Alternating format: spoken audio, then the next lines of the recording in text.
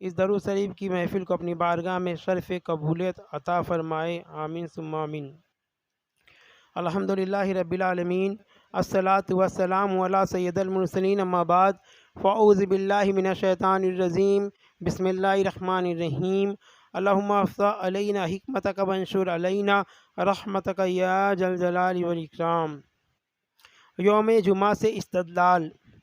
یوم جمعہ کے متعلق ابن ماجہ حضرت عبداللہ ابن عباس سے روایت کرتے ہیں کہ حضور نبی کریم صلی اللہ علیہ وسلم نے فرمایا، بے شک یہ جمعہ عید کا دن ہے جسے اللہ نے مسلمانوں کے لیے بنایا ہے، پس جو کوئی جمعہ کی نماز کے لیے آئے تو غسل کر کے آئے، اور اگر ہو سکے تو خوشبو لگا کر آئے، اور تم پر مسواک کرنا لازمی ہے۔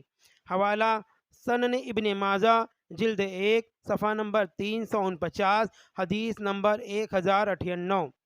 نبی کریم صلی اللہ تعالیٰ علیہ وسلم نے اس دن کی فضیلت کا سبب بیان کرتے ہوئے فرمایا، فیہا خلق آدم، کیونکہ یہ میلاد آدم کا دن ہے۔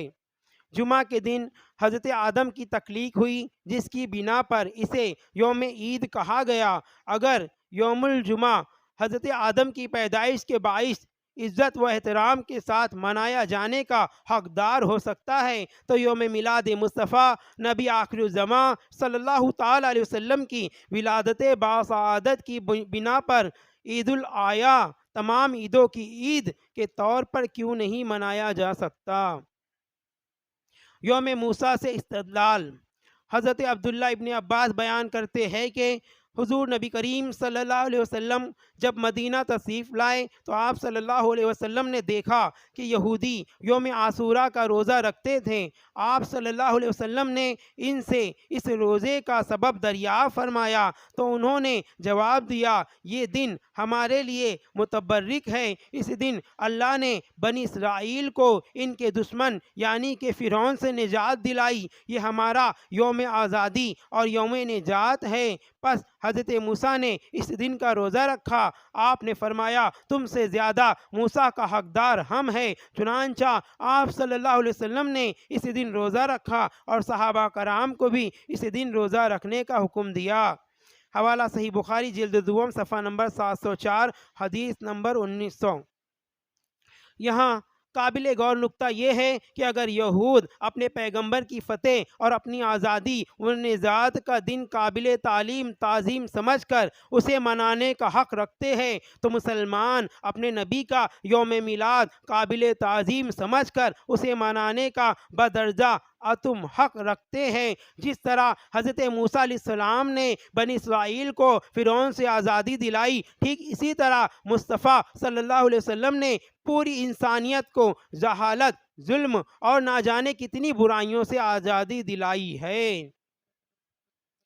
امام جلال الدین سیوطی لکھتے ہیں کہ اس حدیث مبارکہ سے ثابت ہوا کہ اللہ تعالیٰ کی طرف سے کسی احسان و انعام کے عطا ہونے یا کسی مصیبت کے ٹل جانے پر کسی معین دن میں اللہ تعالیٰ کا شکر بجا لانا اور ہر سال اس دن کی یاد تازہ کرنا مناسب تر عمل ہے۔ امام ابن حجر عسقلانی لکھتے ہیں کہ اس حدیث میں نبی کریم صلی اللہ تعالیٰ علیہ وسلم نے حضرت موسیٰ اور ان کی قوم بنی اسرائیل کو ملنے والی عظیم نعمت اور فتح پر اظہار تشکر کرنے اور اس دن کو عید کے طور پر منانے کی تائید و توثیق فرماتے ہوئے اس عمل کو اپنی سنت کا درجہ دیا۔ جب رسول معظم اس دنیا میں تشریف لائے، کیا ان سے زیادہ کوئی اور بڑی نعمت ہو سکتی ہے؟ پھر کیا وجہ ہے کہ یوم میلاد کو عید کے طور پر نہ منایا جائے؟ کافر کے عذاب میں تخفیف۔ کافر کے اچھے اعمال کا اجر اسے آخرت میں کوئی فائدہ نہیں پہنچاتا، بلکہ دنیا میں ہی اس کے اچھے اعمال کا بدلہ اسے دے دیا جاتا ہے۔ مرنے کے بعد وہ اچھے اعمال اس کی کوئی مدد نہیں کر پاتے، مگر ابو لہب جس کے کفر و زندقہ پر قرآن میں صورت نازل ہوئی ہے، ایسے ازلی کافر نے بھی جب میلاد النبی میں خوشی کی تو اللہ تعالیٰ اس کا بدلہ دیا۔ حدیث میں مذکور ہے کہ ابو لہب نے اپنی ایک لونڈی صوبیہ کو وقت ولادت حضرت سیدنا آمنہ رضی اللہ تعالیٰ عنہا کی خدمت کے لیے بھیجا۔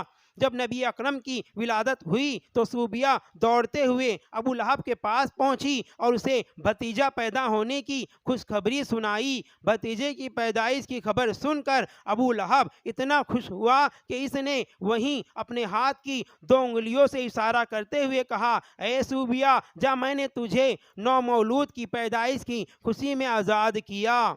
ابو لہب جب حالت کفر میں مر گیا تو حضور صلی اللہ تعالیٰ علیہ وسلم کے چچا حضرت عباس رضی اللہ تعالیٰ عنہ نے اسے خواب میں دیکھا۔ حضرت عباس نے پوچھا کہ مرنے کے بعد تجھ پر کیا گزری؟ اس نے جواب دیا کہ میں دن رات سخت عذاب میں جلتا ہوں، لیکن جب پیر کا دن آتا ہے تو میرے عذاب میں کمی کر دی جاتی ہے اور میری انگلیوں سے پانی جاری ہو جاتا ہے جسے پی کر مجھے سکون ملتا ہے۔ اس کا باعث یہ ہے کہ میں نے پیر کے دن اپنے بھتیجے محمد صلی اللہ علیہ وسلم کی ولادت کی خوشخبری سن کر اپنی خادمہ صوبیہ کو ان انگلیوں کے اشارہ کرتے ہوئے آزاد کر دیا تھا۔ یہ واقعہ حضرت زینب بنت ابی سلمہ سے مروی ہے کہ جسے محدثین کی کثیر تعداد نے واقع میلاد النبی کے تناظر میں نقل کیا ہے۔ امام بخاری کی صحیح بخاری میں ہے کہ جب ابو لہب مر گیا تو اس کے اہل خانہ میں سے کسی کو اسے خواب میں دیکھا گیا، وہ برے حال میں تھا۔ دیکھنے والے نے اس سے پوچھا، کیسے ہو؟ ابو لہب نے کہا، میں بہت سخت عذاب میں ہوں، اس سے کبھی چھٹکارا نہیں ملتا۔ ہاں، مجھے اس انگلی سے قدر سیراب کر دیا جاتا ہے جس سے میں نے محمد صلی اللہ تعالی علیہ وسلم کی ولادت کی خوشی میں صوبیہ کو آزاد کیا تھا۔ بخاری شریف جلد 5 صفحہ نمبر 1961، حدیث نمبر 4813۔ امام شمس الدین جوزی اس واقعے کی ضمن میں لکھتے ہیں کہ حضور پاک صلی اللہ تعالیٰ علیہ وسلم کی ولادت کے موقع پر خوشی منانے کے عذر میں ابو لہب کے عذاب میں تخفیف کر دی جاتی ہے، یعنی کہ کمی کر دی جاتی ہے، جس کی مذمت میں قرآن حکیم میں ایک مکمل صورت نازل ہوئی ہے۔ تو اس امت نے محمدیہ کے اس مسلمان کو ملنے والے اجر و ثواب کا کیا علم ہوگا جو آپ صلی اللہ تعالیٰ علیہ وسلم کی میلاد کی خوشی مناتا ہے اور آپ صلی اللہ تعالیٰ علیہ وسلم کی محبت میں حسب استطاعت خرچ کرتا ہے۔ خدا کی قسم، ہمارے نزدیک اللہ تعالیٰ ایسے مسلمان کو اپنے حبیب صلی اللہ تعالیٰ علیہ وسلم کی خوشی منانے کے طفیل اپنے نعمتوں سے بھری جنت ضرور عطا فرمائے گا انشاءاللہ عز و جل۔